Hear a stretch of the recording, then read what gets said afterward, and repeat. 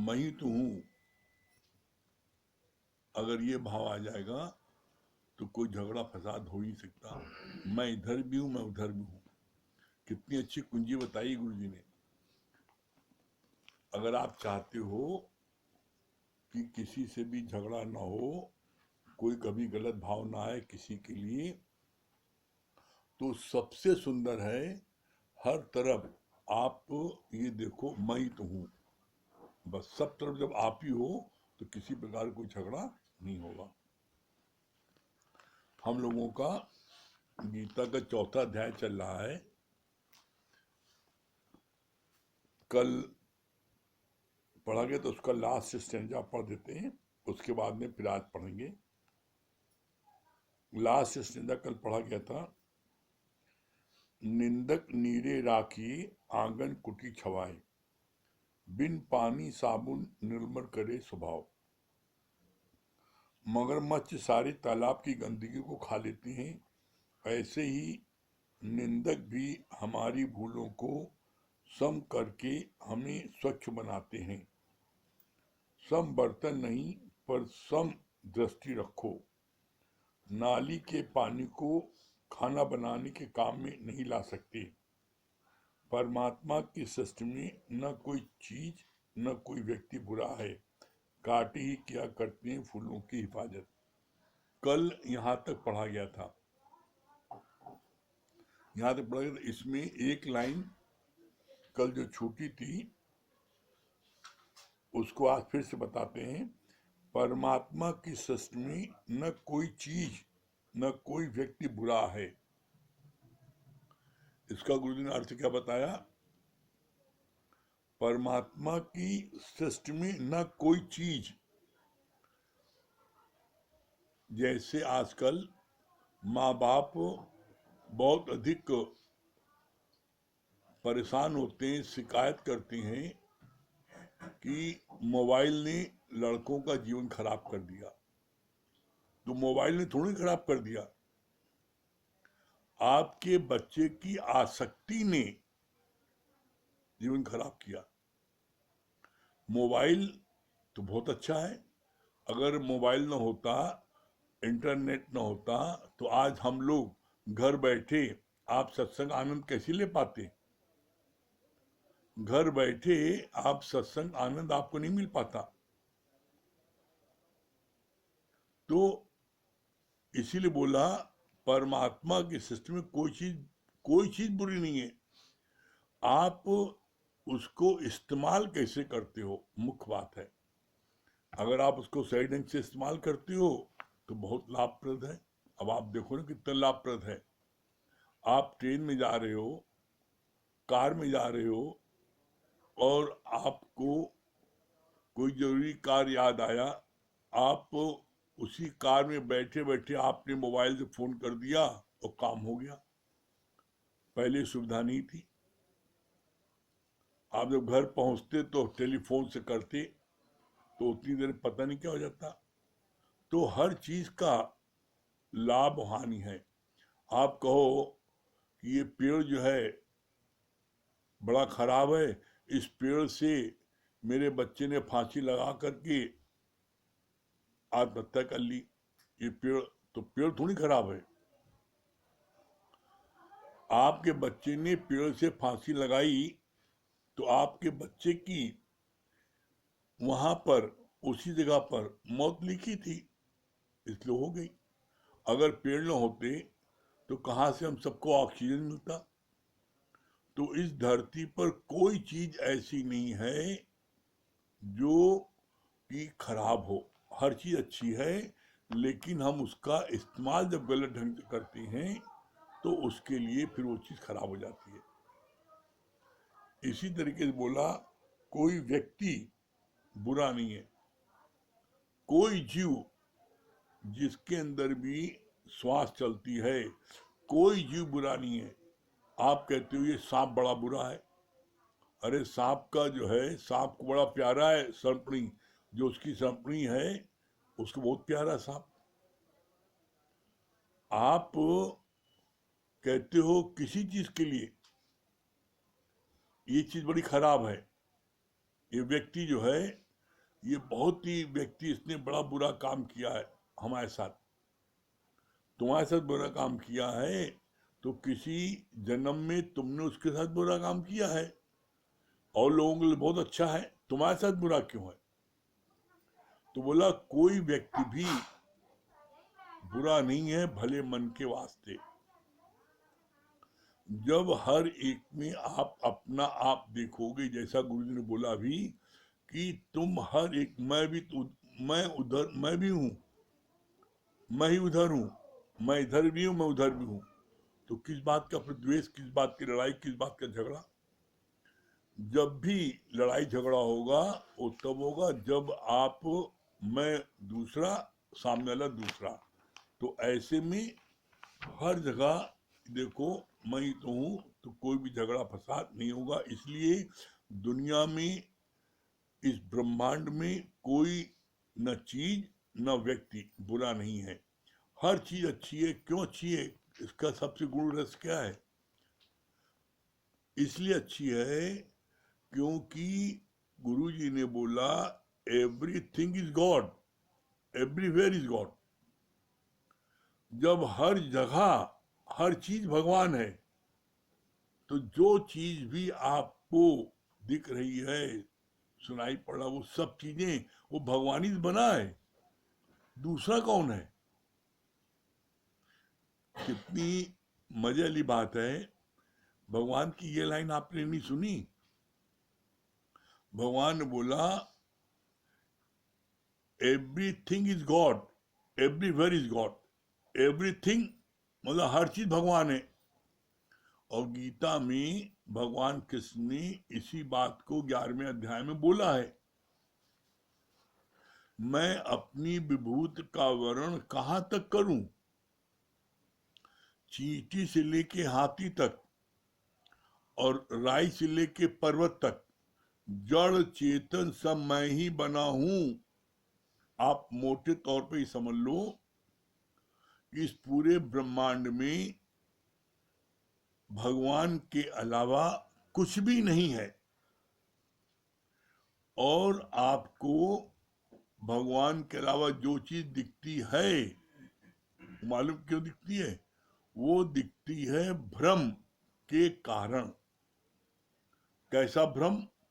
जैसे अंधेरे में रस्सी आपको सांप भासती है और आप चिल्ला करके पीछे भागते हो, सांप सांप चिल्लाते हो। वो रस्सी तीनों कालों में सांप नहीं है। अंधेरा है तब भी रस्सी है, प्रकाश कर दो तब भी रस्सी है। तो बोला कि तुम्हें भ्रम कैसा? अंधेरे में रस्सी सांप तुमको भास रही थी, एकदम ठीक इसी तरीके से तुम्हें जो भी जगत में भगवान के अलावा कुछ दिखाई पड़ रहा है, उसका सिर्फ एक कारण है। वो कारण क्या है? अज्ञान। जिस दिन आपका ज्ञान चक्षु जग जाएगा, गुरु से दिव्य दृष्टि मिल जाएगी, उस दिन आपको चहुओर ब्रह्मी ब्रह्म नजर आएगा। तो इसीलिए बोलते हैं कि गुरु से जाकर के ब्रह्म दृष्टि लो, तभी तुमको चहुओर ब्रह्मी ब्रह्म दिखेगा। फिर आगे बोला ज्ञान रूपी नौका में सवार होने का मतलब है ज्ञान में जीवन बनाना। फिर ज्ञान से समस्त विकार नष्ट होते हैं।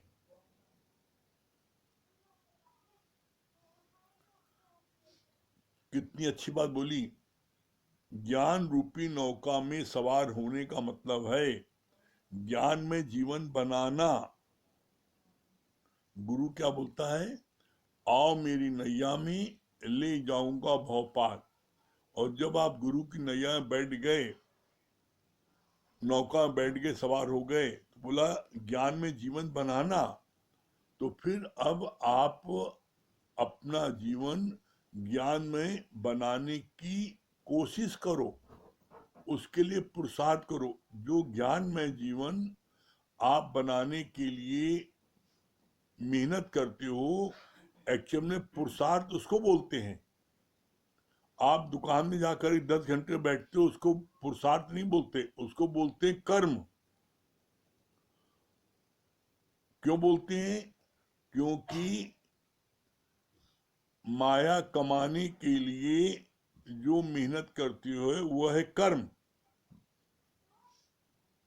और परमात्मा के निमित्त अपने स्वरूप को जानने के लिए जो आप मेहनत करते हो उसे बोलते हैं पुरुषार्थ। इसका गुरुजी ने एक शब्द में क्लियर किया है, पुरुष धन अर्थ। पुरुष धन अर्थ मतलब होता है, पुरुष धन अर्थ मतलब परमात्मा के निमित्त किया हुआ पुरुषार्थ, वो पुरुषार्थ है। फिर आगे बोला, जब ज्ञान में जीवन बनाना, फिर ज्ञान से समस्त विकार नष्ट हो जाती हैं। क्या बोला? ज्ञान से समस्त विकार नष्ट हो जाती हैं। कैसे नष्ट हो जाते हैं समस्त विकार? बोला, जैसे आप पूरे मोहल्ले का कूड़ा बटोरो और उसके बाद में आप उसमें माचिस लगा दो, जला दो, तो सारे मोहल्ले का कूड़ा जल के राख हो जाता है। इसी तरीके से जब हम गुरु की नाव पर सवार हो जाते हैं, ज्ञान में जीवन हो जाता है, तो मेरे सारे विकार इस ज्ञान में नष्ट होकर के जल के राख हो जाते हैं।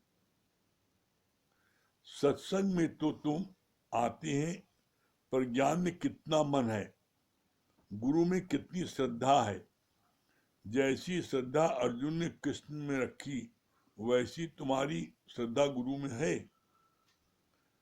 अगर तुम गुरु की हर बात को नहीं मानते तो समझ लेना कि तुम उसे साधारण मनुष्य समझते हो। कितना क्लियर किया है। सत्संग में तो तुम आते हो, पर ज्ञान में कितना मन रखते हो। सत्संग में बैठे यहां पर आप हो, तन आपका यहां पर है, क्या मन भी यहां पर है? तन मन हो भी एक रस, तो सुमरन कहिए सोए।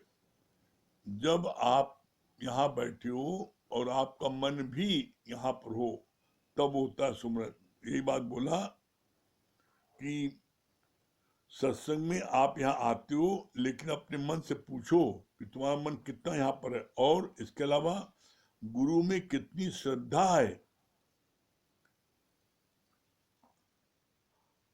एक बात आप बहुत अच्छे से समझ लो, कोई व्यक्ति ज्ञान नहीं सुनता,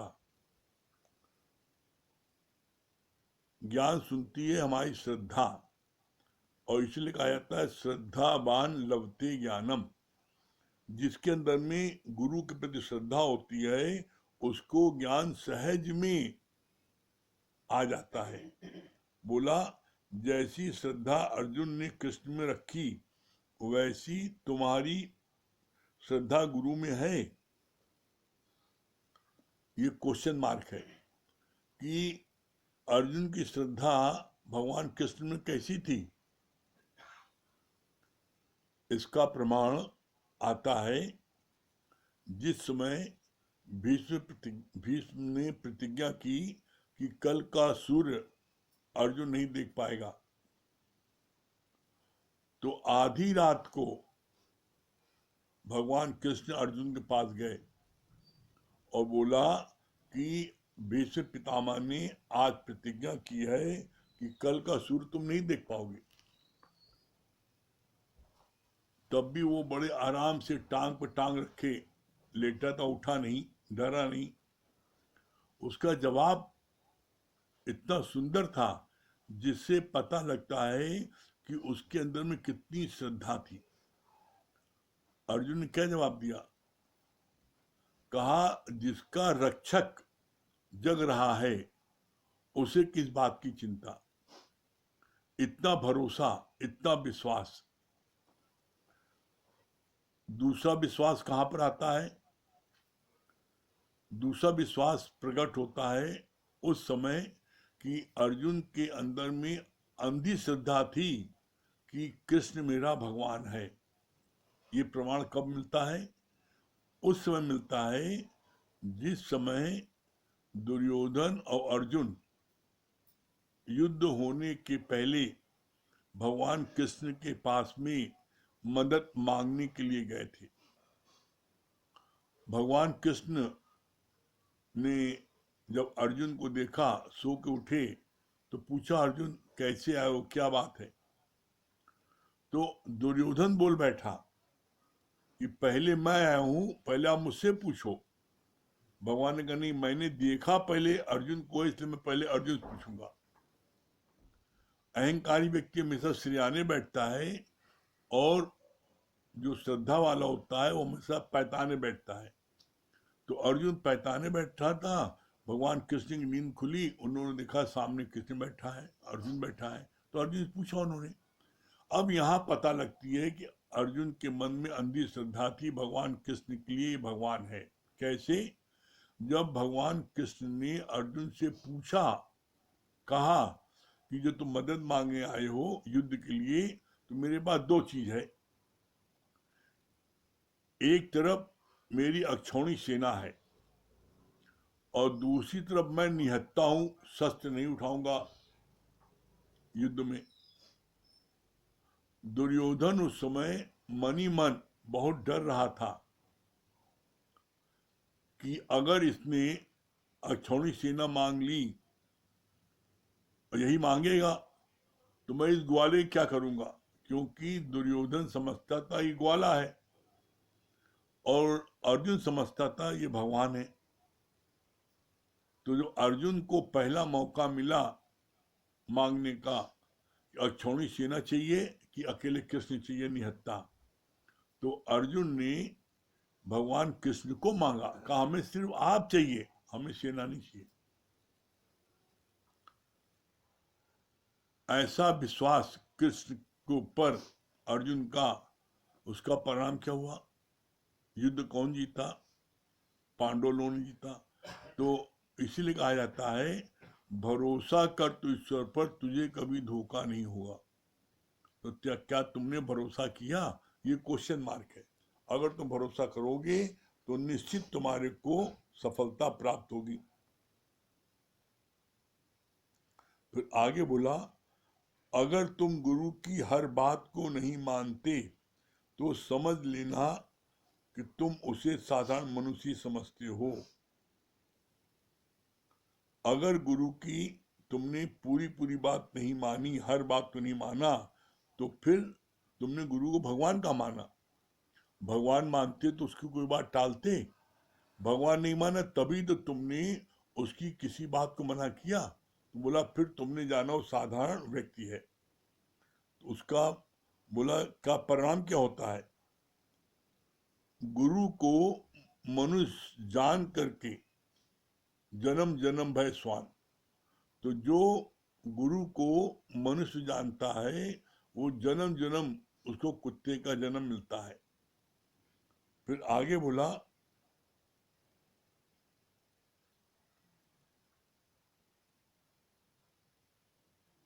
भगवान ने कहा कि नारद, भगवान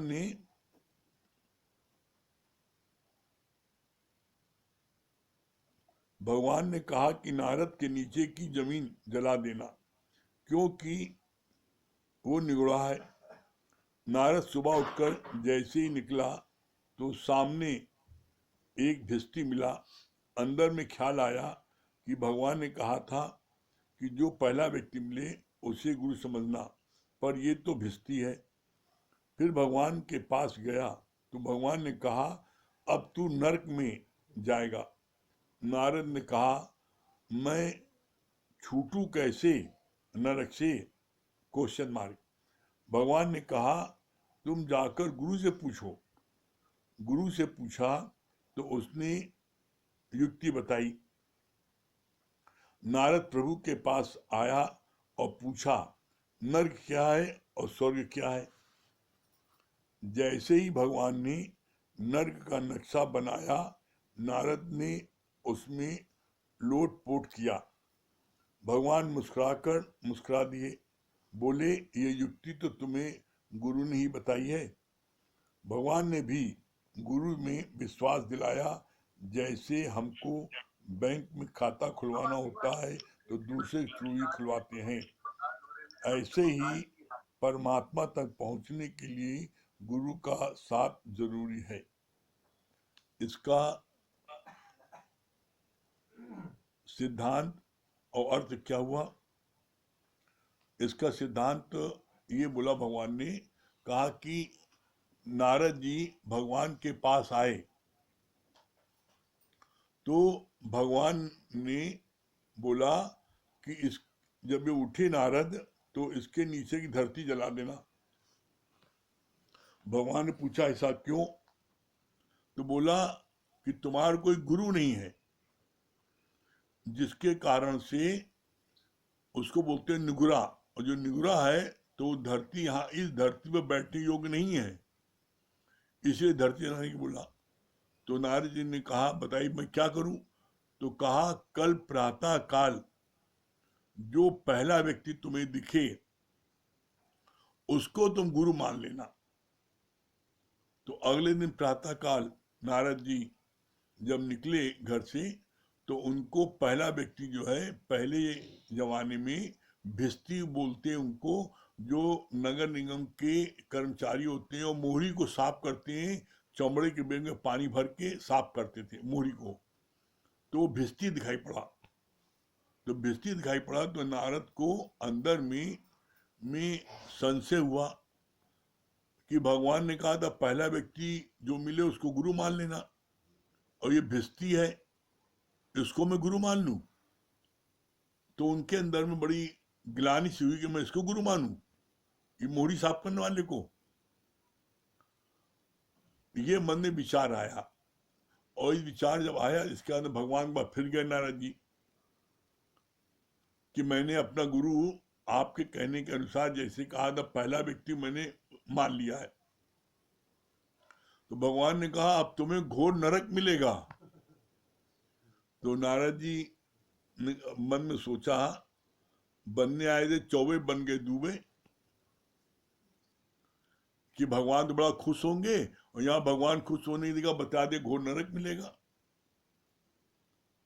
तो भगवान से बड़ा रोने गाने लगे, गिड़गिड़ाने लगे, भगवान अब कैसे छूटेंगे, तो बड़ा आपने और हमको उसमें डाल दिया। कहा हम कुछ नहीं जानते, जो कुछ है गुरु बताएगा, गुरु से जाकर पूछो कि घोर नरक से कैसे छूटोगे। तो गुरु ने युक्ति बताई। युक्ति क्या बताई? कहा नारद से, नारद घबराओ नहीं, तुम भगवान के पास जाओ और भगवान से ये पूछो कि नरक कैसा होता है और स्वर्ग कैसा होता है, हमें आप बना के दिखा दीजिए, बताइए कैसा होता है। तो भगवान ने बैठे बैठे चाक से उसी जगह जमीन में बना दिया कि नरक ऐसा होता है, तेल उबल रहा है उसमें आदमी को डाला जाता है, ऐसा ऐसा कष्ट दिया जाता है, और दूसरी तरफ स्वर्ग। तो नारद ने क्या किया, जो भगवान ने नरक बनाया था ये यातना दी जाती है, उन नरक में तुरंत बोला, गुरु ने कहा था जब भगवान नरक बनाए तो उसी में तुम लोट पोट कर लेना, और ये बताना भगवान से कि ये आपके द्वारा बनाया हुआ नरक है और मैंने नरक सजा भोग ली। तो यही बात बोली नारद ने कि भगवान आपके द्वारा बनाया हुआ नरक मैंने उसमें सजा काट ली। तो भगवान हंसने लगे और बोला ये युक्ति तुमको नरक से छूटने किसने बताई? गुरु ने बताई। तो कहा कि भगवान ने हमको ढकेल दिया धरती पर, लेकिन गुरु ने हमें बचाया। कैसे?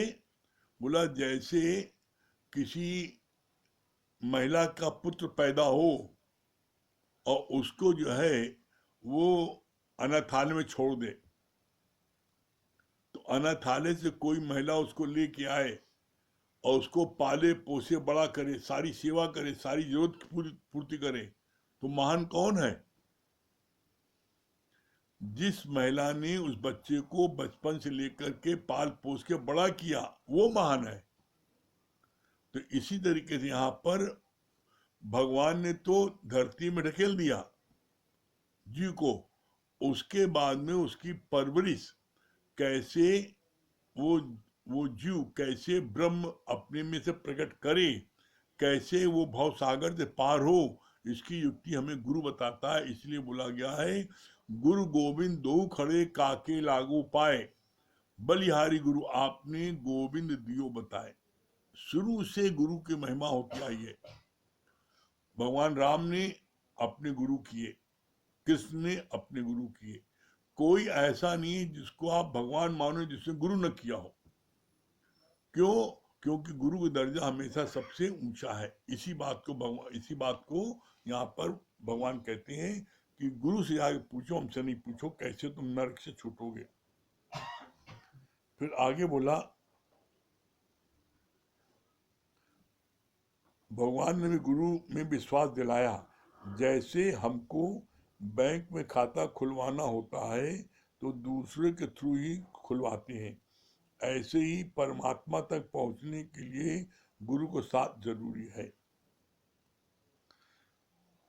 बैंक में आप खाता खोलते हो तो बिना इंट्रोडक्शन के खाता नहीं खुल सकता, वहां कोई आपको इंट्रोड्यूस करता है तब आपका खाता खुलता है। इसी तरीके से यहाँ जब गुरु हमें परमात्मा से इंट्रोड्यूस करता है तब जाकर के परमात्मा प्रसन्न होता है, ऐसे नहीं तभी हमारा खाता खुलता है, नहीं तो नहीं खुल सकता। फिर बोला आगे,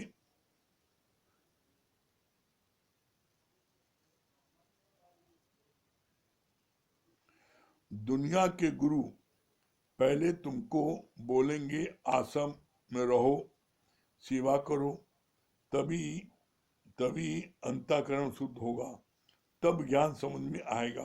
पर सच्चा गुरु पहले ही दिन हमें तत्वमसी का उपदेश देता है।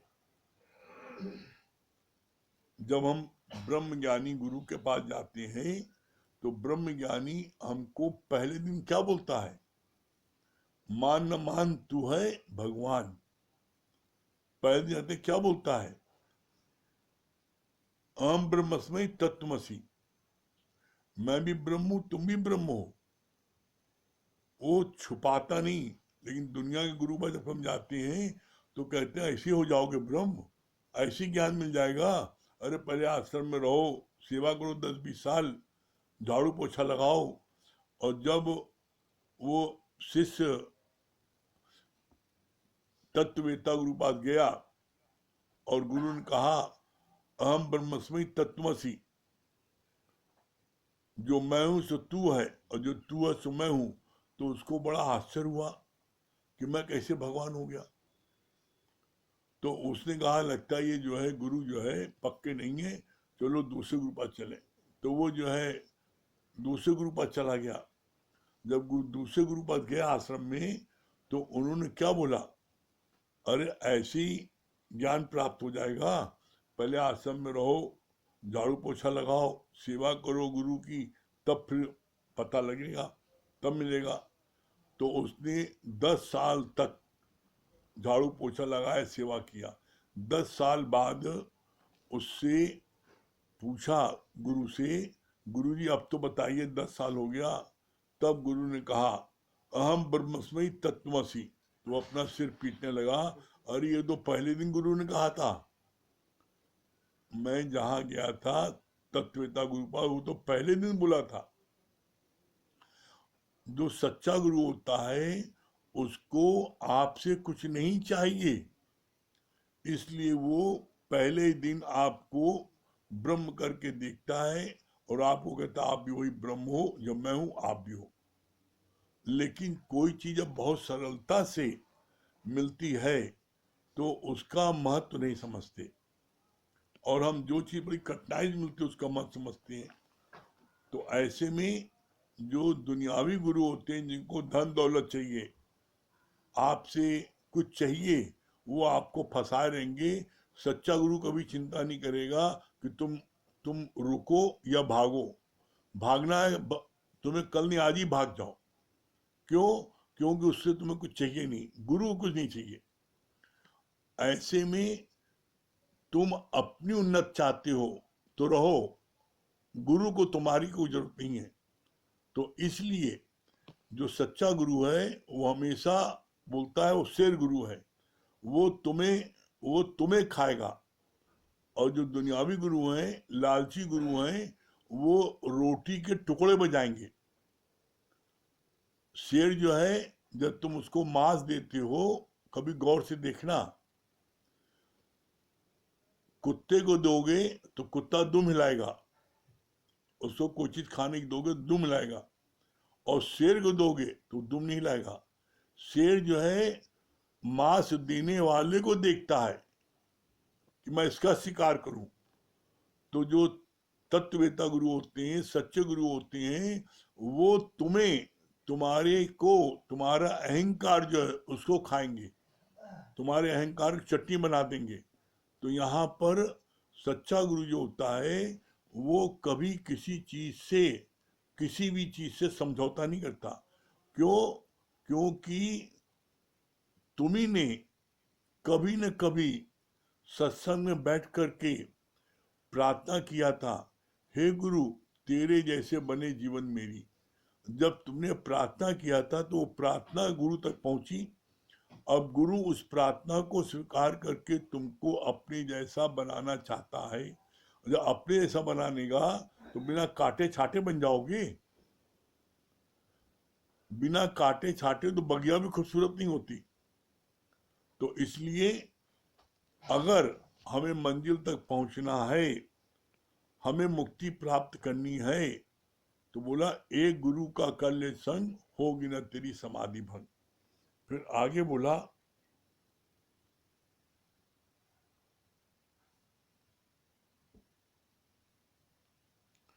बाहर की सृष्टि तो रहेगी ही, पर प्रलय करनी है अपने अंदर की जगत की। अपने शरीर को भी माइनस कर दो।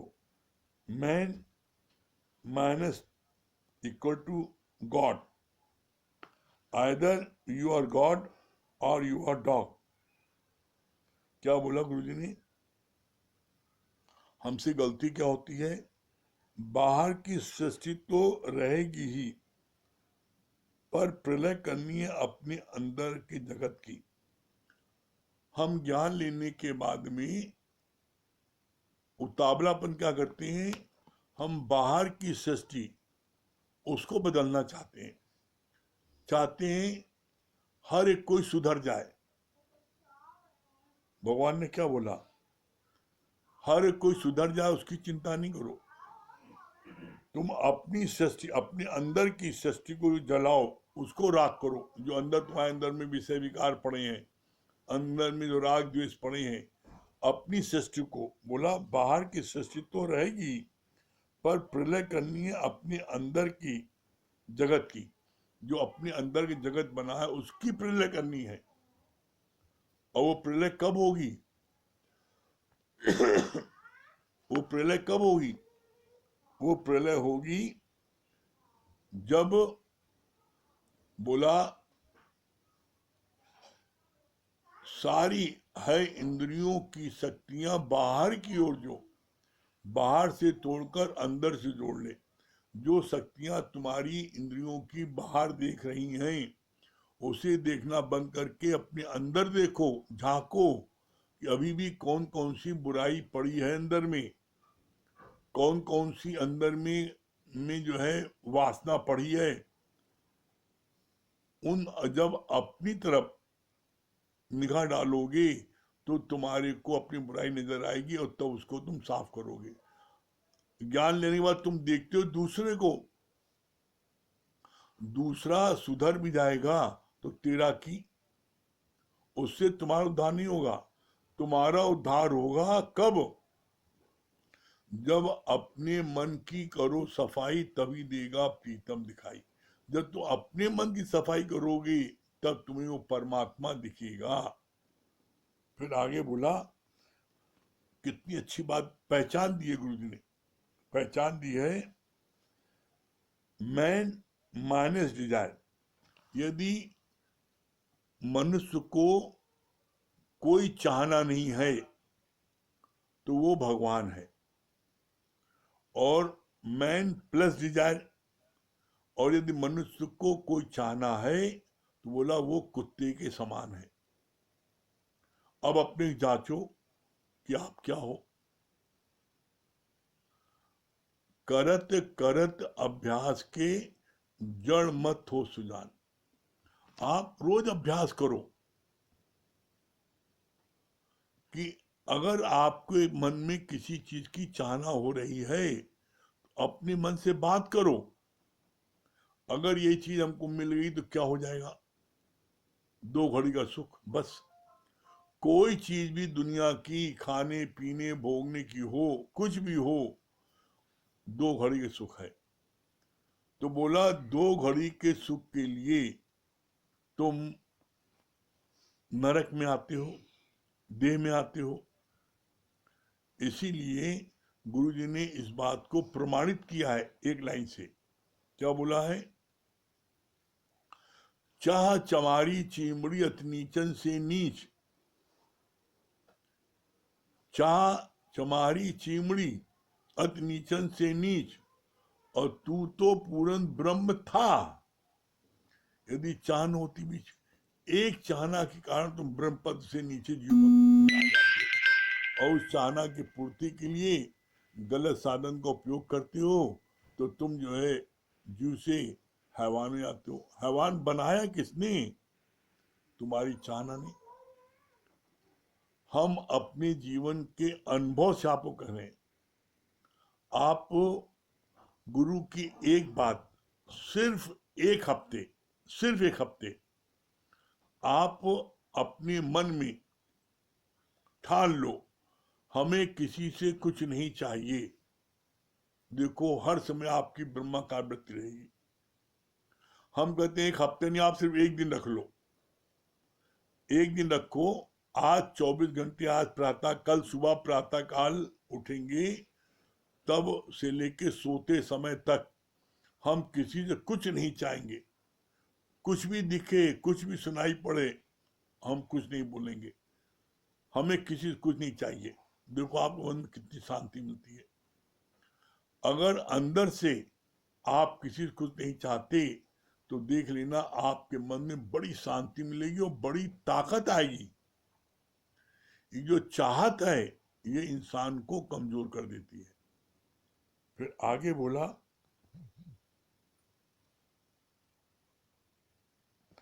अगर ज्ञान में पूरी रुचि होगी तभी तुम मन मनाभाव होकर ज्ञान सुनेगा। डाइव डीप, अपने अंदर गोता लगाओ। यू आर दैट, इधर उधर 10 जगह खुदाई क्यों करते हो?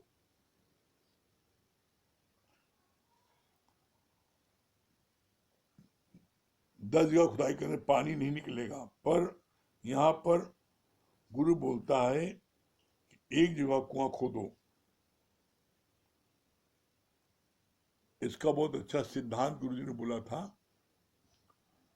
कहा एक छोटा बालक मंदिर में पुजारी जी से प्रार्थना करने लगा, मुझको बड़ी प्यास लगी, पानी दे दिए।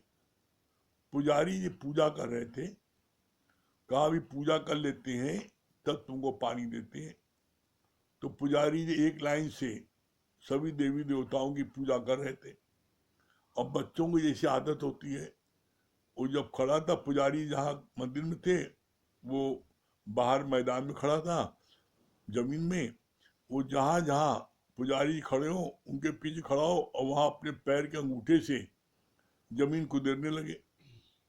पुजारी जैसे जैसे आगे बढ़े वैसे वैसे वो उनके पीछे चलता जाए। तो पता लगा पुजारी जी ने 10 देवी देवताओं की पूजा की। तो उस बच्चे ने भी उन्हीं पीछे पीछे 10 जगह उसका नीचे जमीन में उसने गड्ढा बना दिया खोदते खोदते। पुजारी जी ने जब पलट के पानी देने के लिए उसको आए तो देखा कि इसने जो है 10 गड्ढा बना दिया पैर से खुरस के। तो बहुत बिगड़े। अरे कहा मूर्ख, तुमने जो है ये 10 जगह तुमने पैर से तुमने अंगूठे से गड्ढा बना दिया। अगर तुम एक ही जगह जो 10 गड्ढे बने हैं इतनी गहराई सिर्फ एक जगह कर देते तो पानी यहाँ इतना नजदीक है कि तुम्हें यहीं से पानी मिल जाता। तो बच्चा हंसने लगा। बच्चा हंसने लगा कहा, पंडित जी आपकी बात हम समझ गए, आप तो बड़े ज्ञानी हो, आप हमको बता रहे हो एक जगह गड्ढा करते तो पानी मिल जाता, तो हम तो आपको देख करके हमने ऐसा किया। आप जो है 10 देवी देवताओं को आपने पूजा की, अगर आपने एक ही पूजा की होती तो आपको भगवान मिल जाता। पुजारी जी जो है बड़े आश्चर्यचकित रह गए, इस बच्चे ने तुमको ब्रह्म ज्ञान दे दिया। तो इसलिए कभी भी कहीं से ज्ञान मिले तो उसको जो है हमें लेना चाहिए, उसके लिए जो है ज्ञान के चक्षु हमेशा खोले रहना चाहिए। फिर बोला,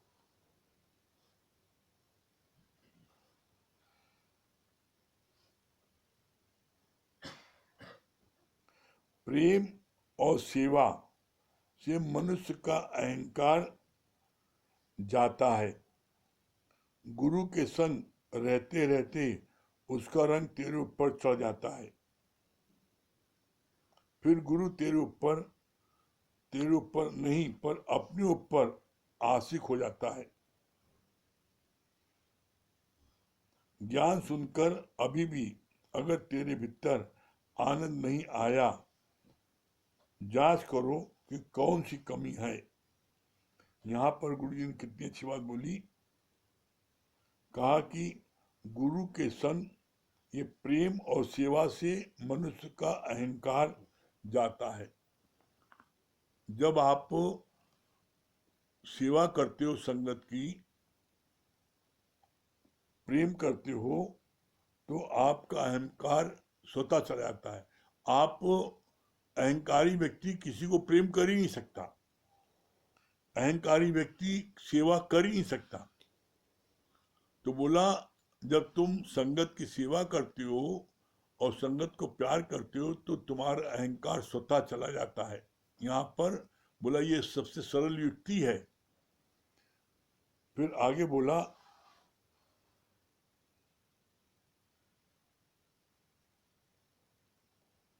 गुरु के संग रहते रहते उसका रंग तेरे ऊपर चढ़ जाता है। फिर गुरु तेरे ऊपर नहीं पर अपने ऊपर आशिक हो जाता है। मतलब क्या बोला, का गुरु के संग रहते रहते as the company so the colour, आप जिसका संग करोगे उसका रंग आप पर चढ़ जाएगा। आप मायावी लोगों के संग करोगे, आपका माया को पर आपका वो हो जाएगा। आप शराबी कबाबी करोगे, आप भी शराब पीने लगोगे। आप जुआड़ी की संग करोगे, आप भी जुआ खेलने लगोगे। तो आप अपनी इसमें देखो आप संग किसका कर रहे हो। अगर गुरु का संग कर रहे हो तो गुरु के समान तुम हो जाओगे। तो गुरु जो तुम्हारे पर आशिक होता है, तुम्हारी बड़ी तारीफ करता है, तुमसे बड़ा प्रसन्न होता है, तो वो अपने ऊपर क्यों उसको खुशी होती है कि ये मेरे समान हो गया है। जब कोई शिष्य गुरु के समान हो जाता है तो गुरु को ज्यादा खुशी होती है। कैसे, बोला जैसे कोई पुत्र अपने पिता के समान हो जाता है, पिता से भी अच्छा हो जाता है, तो पिता को ज्यादा खुशी होती है कि मेरा पुत्र बड़ा लायक है। उसी तरीके से जो शिष्य गुरु के ज्ञान को ईमानदारी से लगन से सुनते हैं तो वो जो है वो गुरु के समान तो हो जाते हैं, बल्कि गुरु से महान हो जाते हैं। तो गुरु उनसे उनको देख करके और बड़ा खुश होता है, प्रसन्न होता है कि इसने ज्ञान को कितने सही ढंग से लिया। फिर बोला,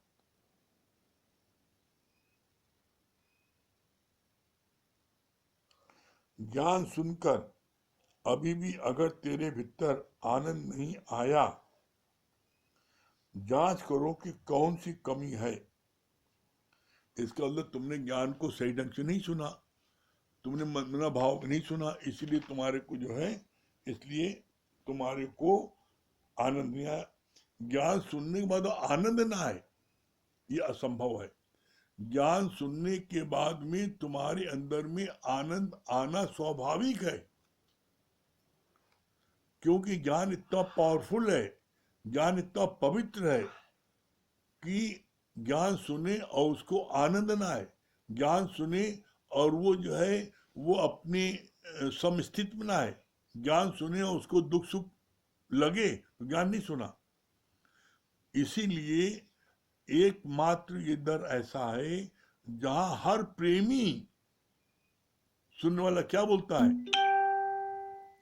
कहता है अपने जीवन में परिवर्तन को देखकर गुरु के ज्ञान पर यकीन हुआ। हर कोई कहता है ये। तो इसलिए निश्चित आपके जीवन में परिवर्तन आएगा और आप जो है ज्ञान को मन मना भाव करके जब सुनोगे तो निश्चित आपके अंदर उस आनंद की प्राप्ति होगी। ठीक है, चलिए।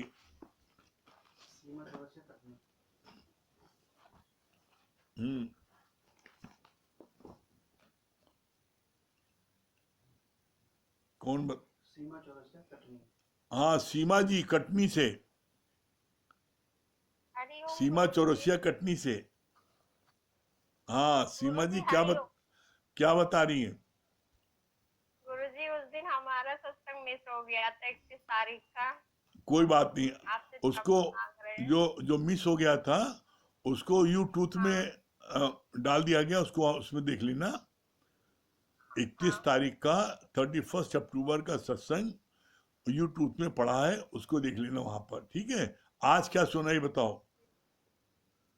आज का हमको ये बहुत अच्छा लगा, अपने जीवन को जब बदलता देखते तो गुरु के ज्ञान पे यकीन होता है और एज द कंपनी सोचा कर, जैसा हम जिस लोगों का सत्संग करेंगे वैसा ही हमारे ऊपर रंग चढ़ेगा। बहुत सुंदर, बहुत सुंदर। और भजन सुना रही है? हाँ सुनाइए। हाँ सुनाइए।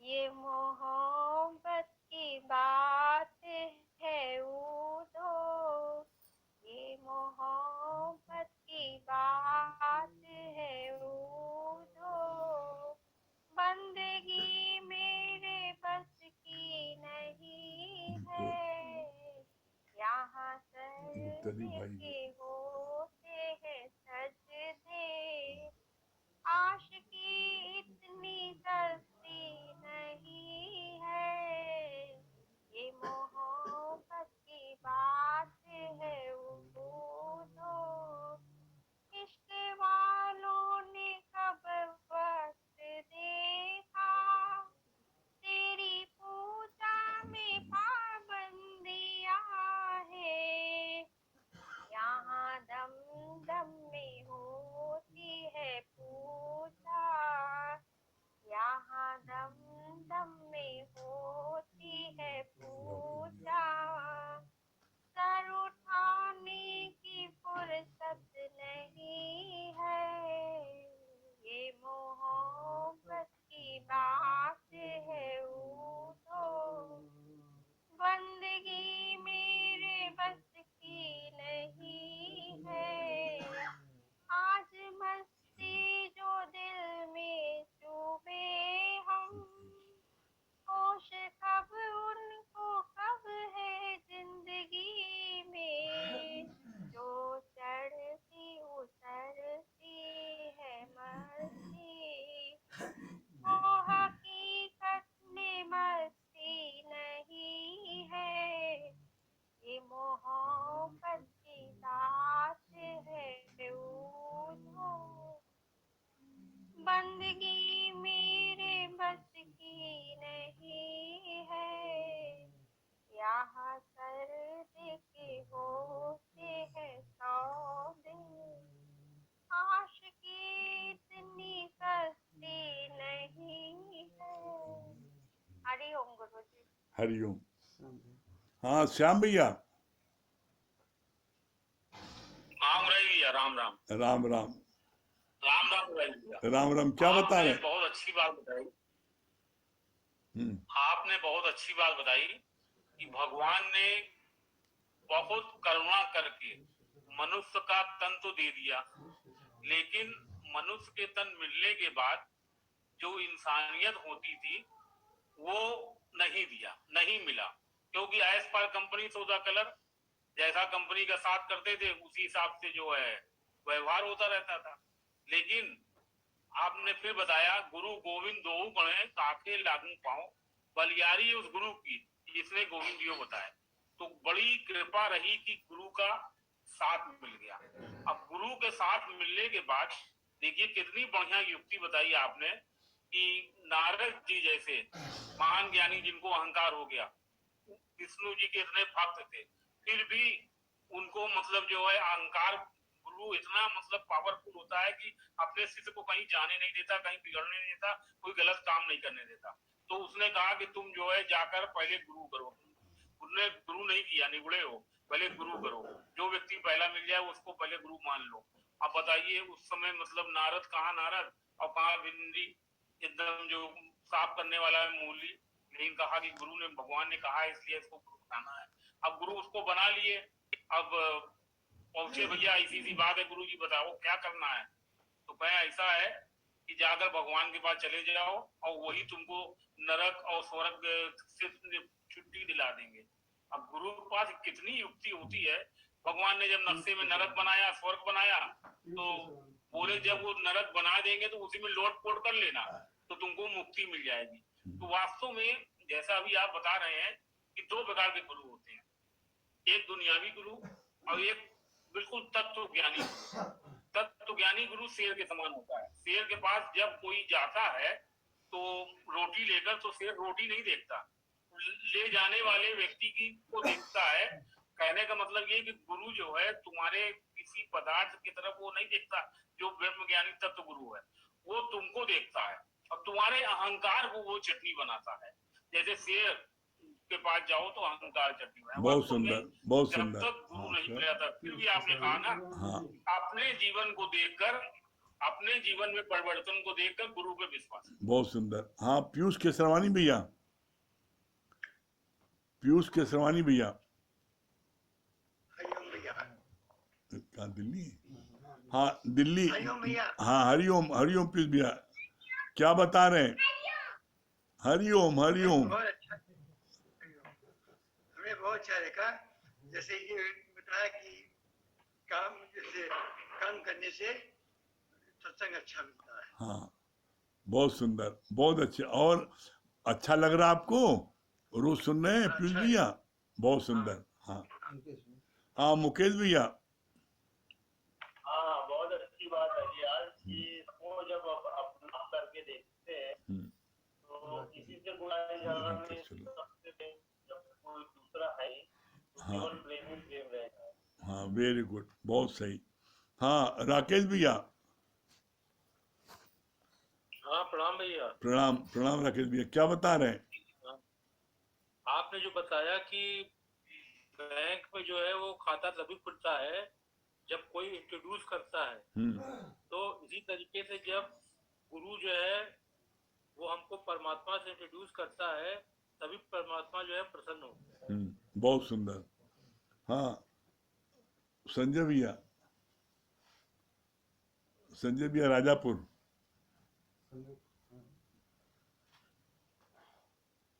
हरिओम गुरु। हाँ एकदम संजय भैया, आप दोनों को मलेठी जमान लगते हैं। अब आपकी कृपा। क्या बता रहे हैं? बहुत अच्छी लगी कि जीवन में गुरु होना बहुत जरूरी है। जीवन में जब गुरु होता है तभी हमारा जीवन गुरु होता है, वरना हम लोग तो गंदे के ढेर में पड़ जाते हैं। बात बहुत अच्छी लगती है। जीवन में जब से सत्संग आया, जब से गुरु आया, कितना जीवन में निखार आया है, बता नहीं सकते, बयान नहीं कर सकते। जगदीश भैया, वो इसी मोबाइल से ना, इसी मोबाइल से करिए फटाफट। हरिओम।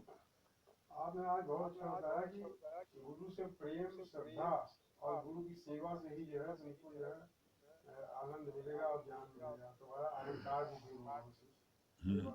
बहुत सुंदर। हाँ नरेंद्र भैया। हाँ हरिओम भैया, क्या बोले नरेंद्र भैया, क्या बता रहे हैं?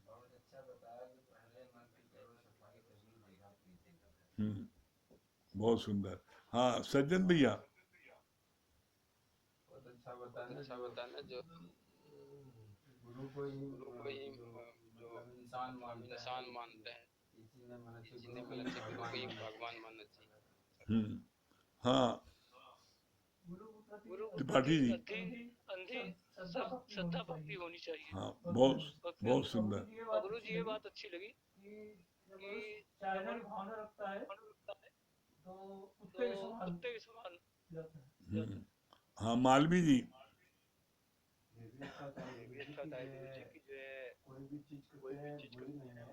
जैसे आपने मोबाइल के बारे में बताया कि मोबाइल जो करते हैं माता पिता बच्चों को दिला देते हैं, लेकिन जो उसमें हमारी आसक्ति होती है वो बुरी है। बाकी मोबाइल तो बहुत अच्छा है। मोबाइल मोबाइल नहीं होता तो आज हम लोग करते हैं इतना करते जो सत्संग का लाभ ले रहे हैं तो कैसे लाभ ले। हाँ बहुत सुंदर। अनुज भैया, बहुत अच्छी वाली ये चीज है कि सत्संग आप ले रहे हैं, परिवर्तन ऐसा हो लिखा परिवर्तन है। बहुत अच्छे। हाँ गुप्ता जी, हरिओम। रोज का सत्संग हमारे जीवन बनाता है। दिनेश भैया क्या बता रहे हैं? इच्छाएं हमें कमजोर बनाती हैं। आज गुरु जी ने बहुत अच्छा बताया। इच्छा से व्यक्ति बहुत ज्यादा अगर इच्छाएं होती हैं तो व्यक्ति कमजोर बन जाता है। चित्रा जी, हरिओम।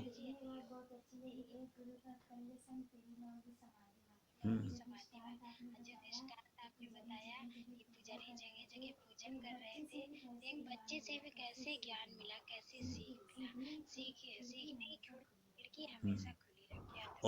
और गुरु जी के लिए क्या आपने क्या लिखा है, क्या बता रही है गुरु जी के लिए नया आपने क्या प्रेरणा मिली आपको?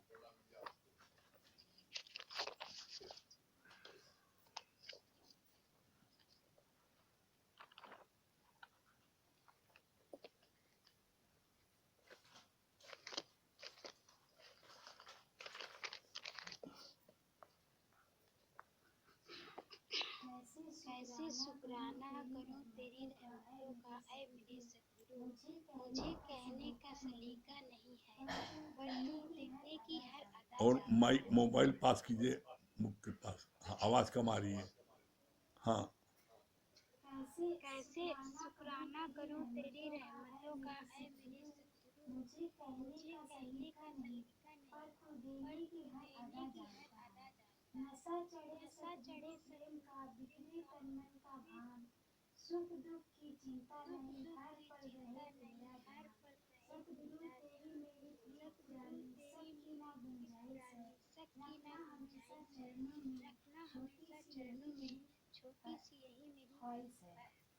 तेरी मेहर का कोई जवाब नहीं, तेरे जैसा कोई दीदार नहीं। नशा तेरी इबादत का कभी ना उतरे सतगुरु जी मेरे लिए इससे ऊंचा कोई खिताब नहीं। हाँ, एक और सुनाइए। जो दास बनकर करे अरदास सतगुरु सदा रहते उनके पास। जो गरीब बनकर करे गुजारिश वहाँ सतगुरु करते मेहरों की बारिश। जो हाथ बांधकर करे विनती फिर सतगुरु न करे सौगातों की गिनती। ऐसे सतगुरु को बारंबार करते हैं हृदय से। बहुत सुंदर। चलिए ओम का जाप कर ले हम लोग।